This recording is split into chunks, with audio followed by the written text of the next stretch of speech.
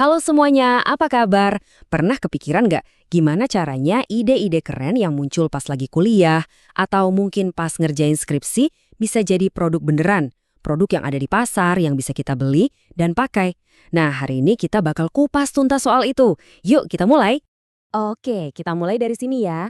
Universitas Wirausaha. Sering banget kan dengar istilah ini? Mungkin di spanduk-spanduk kampus kalian atau pas rektor lagi pidato. Kedengarannya keren banget kan?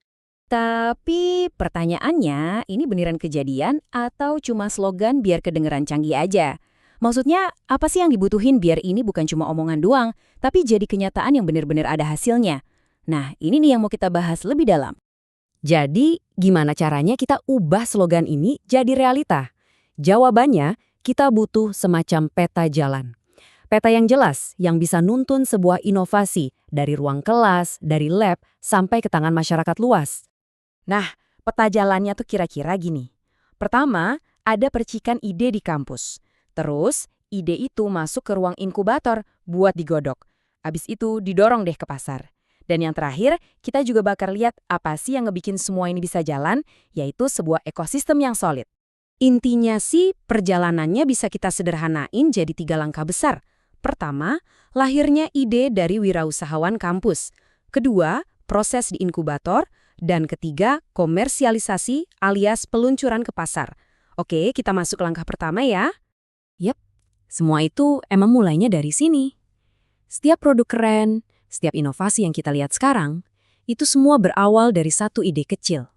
Satu percikan yang muncul di lingkungan kampus. Dan percikan ide ini bisa datang dari mana aja loh. Bisa dari riset dosen yang super serius, proyek iseng mahasiswa, atau bahkan dari skripsi. Bisa juga cuma dari ngelihat masalah sehari-hari di sekitar kita. Bayangin deh, mungkin ada aplikasi kesehatan canggih yang idenya tuh datang dari tugas akhir seorang mahasiswa. Jadi inovasi itu nggak eksklusif, bisa muncul dari mana aja di kampus. Nah, yang paling penting di tahap ini tuh, ini nih, mindset. Pola pikirnya harus diubah. Bukan lagi mikir, oke, ide ini buat jadi paper atau skripsi aja. Tapi mikirnya, wah, ide ini kayaknya bisa jadi solusi buat masalah beneran di luar sana deh. Itu kuncinya. Oke, idenya udah ada, mindsetnya udah dapet. Terus gimana? Nah, disinilah kita masuk ke langkah kedua, ruang inkubator. Bayangin aja, ini kayak rumah kaca. Tempat benih ide yang tadi kita punya, sekarang dirawat baik-baik biar bisa tumbuh besar. Di dalam rumah kaca ini, banyak banget yang terjadi. Ide yang tadinya masih mentah banget, mulai dibentuk lewat mentoring bisnis. Model bisnisnya diuji, ini bakal laku nggak ya?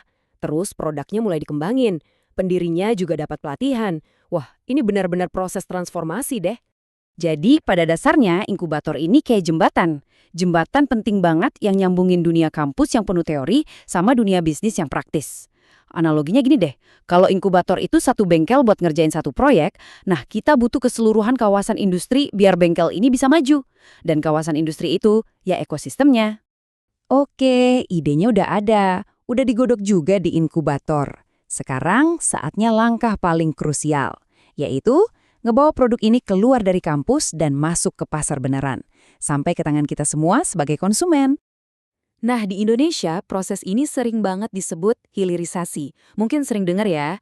Gampangnya gini, hilirisasi itu adalah proses di mana sebuah inovasi akhirnya ya masuk ke keranjang belanja kita. Jadi aplikasi di HP kita, atau jadi solusi yang dipakai sama banyak orang. Udah jadi barang jadi, bukan konsep lagi. Di sini nih letak pergeseran paling dasarnya.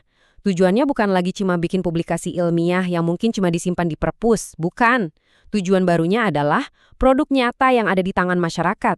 Benar-benar lompatan besar dari sekedar tulisan di kertas ke sesuatu yang bisa dipakai. Biar ini kejadian, kampusnya nggak bisa diam aja, harus proaktif. Caranya, ya dengan mendorong riset-risetnya, biar bisa dijual, ngebantu mahasiswanya bikin startup, kerjasama beneran sama industri, dan yang penting, ngebukain jalan buat ketemu investor. Tapi inget ya, 3 langkah tadi itu nggak bisa jalan sendiri-sendiri. Semuanya butuh fondasi yang kokoh. Ingat kan analogi bengkel tadi? Nah sekarang kita ngomongin gimana cara ngebangun kawasan industrinya. Dan itu adalah sebuah ekosistem yang mendukung. Emang apa aja sih isinya ekosistem ini? Pertama, inkubator bisnis yang beneran jalan bukan cuma ada gedungnya doang. Terus ada sistem buat ngelacak startup mahasiswa dan alumninya, gimana perkembangannya. Ada juga kolaborasi yang beneran, bukan cuma buat foto-foto seremonial. Dan yang paling penting, dukungan penuh dari para petinggi kampus.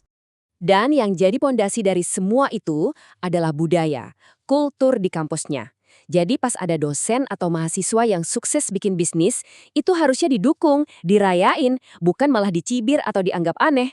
Budaya yang suportif ini, wah itu harga mati, wajib ada. Jadi kalau kita rangkum, ada 3 pilar utamanya ya, dimulai dari ide dari kampus, lalu masuk ke proses inkubasi, dan akhirnya sampai ke komersialisasi. 3 langkah simpel ini, kalau ditopang sama ekosistem yang kuat, bisa menghasilkan hal-hal luar biasa. Nah, sebagai penutup, coba deh sekarang lihat sekeliling kalian. Di meja belajar, di obrolan sama teman, di masalah sehari-hari, kira-kira ada ide hebat apa ya di sana yang sebenarnya cuma nunggu buat diwujudkan? Coba deh dipikirin. Terima kasih sudah menyimak.